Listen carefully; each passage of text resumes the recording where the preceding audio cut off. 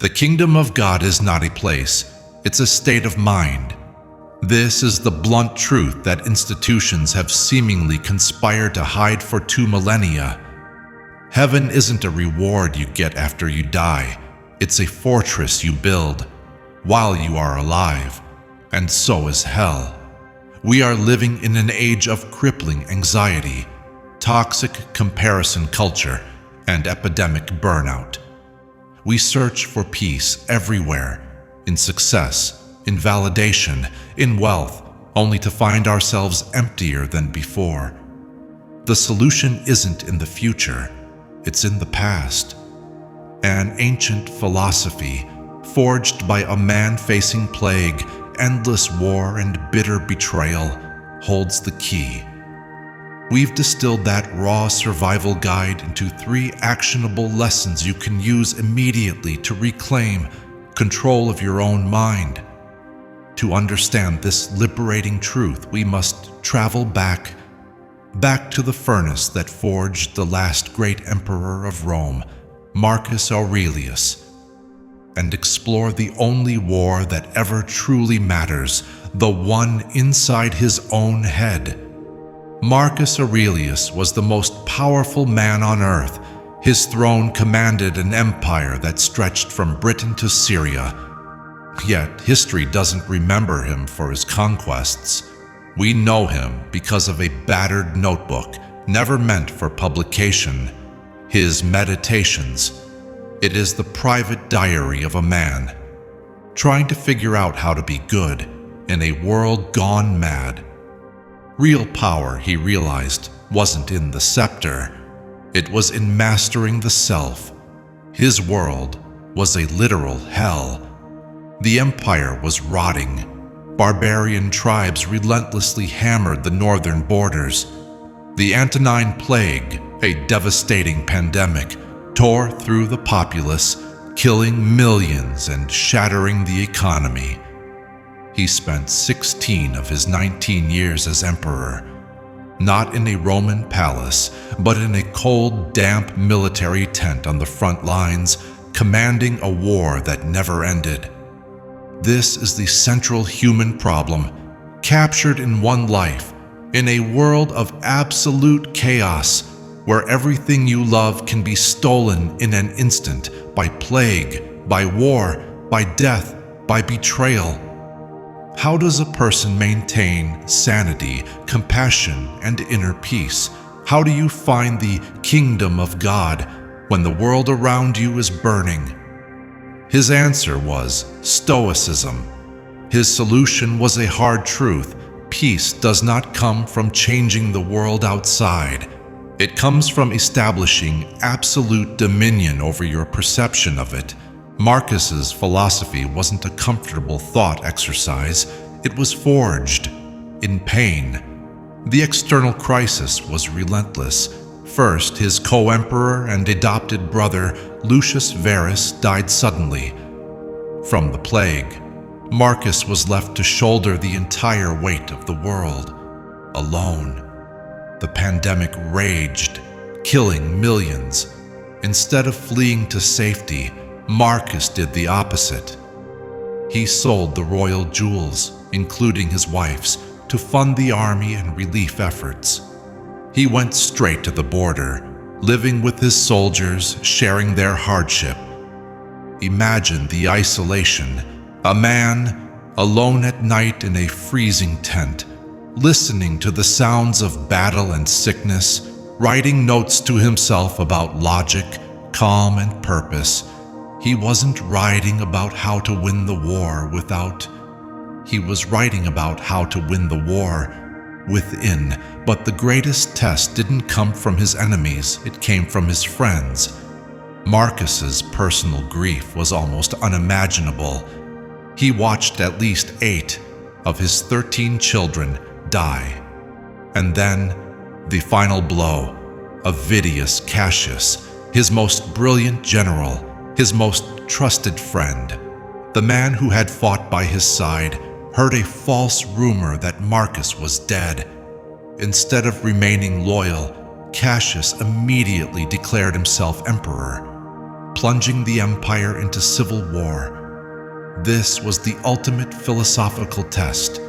After all the loss, all the sacrifice, now came the ultimate betrayal. Anyone else would have been consumed by bitterness, rage, and hatred.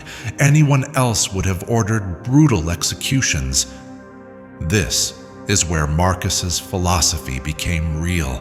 Cassius was quickly assassinated by one of his own officers. When the traitor's head was brought to Marcus, he refused to look at it. Instead of celebrating, he wept. And instead of punishing Cassius's family and supporters, Marcus pardoned them all.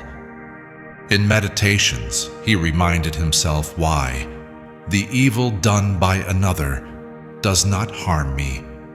He realized that rage and hatred would only destroy one thing, his own inner peace.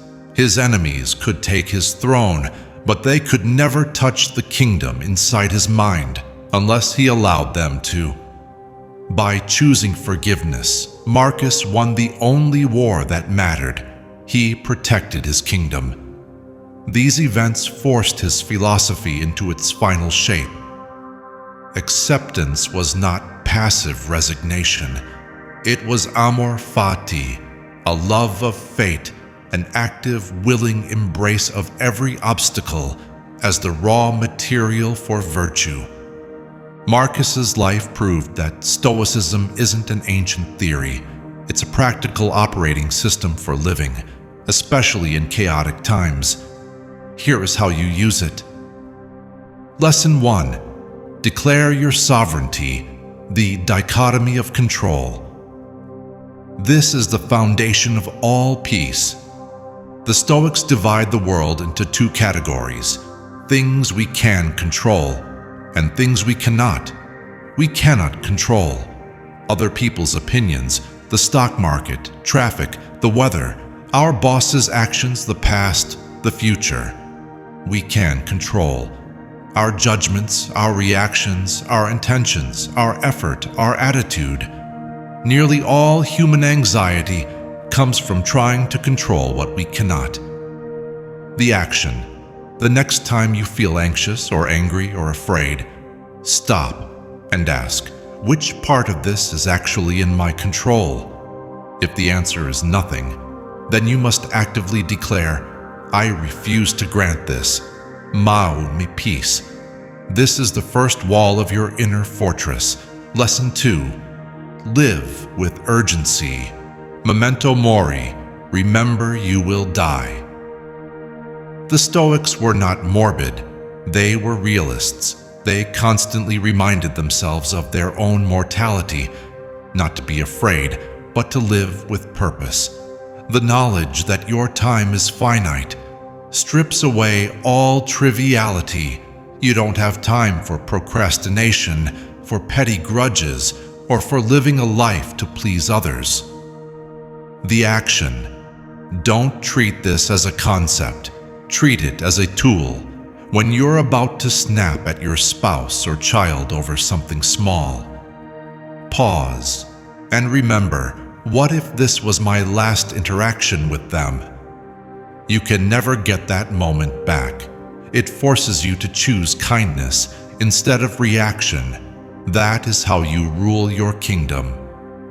Lesson 3. Serve the greater good. Cosmopolitanism. A life focused only on the self is ultimately an empty one. Marcus believed we were born for each other. What is not good for the hive is not good for the bee.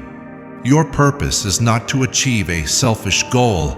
Your purpose is to contribute value to the whole, to be the best version of yourself for the benefit of all. The action.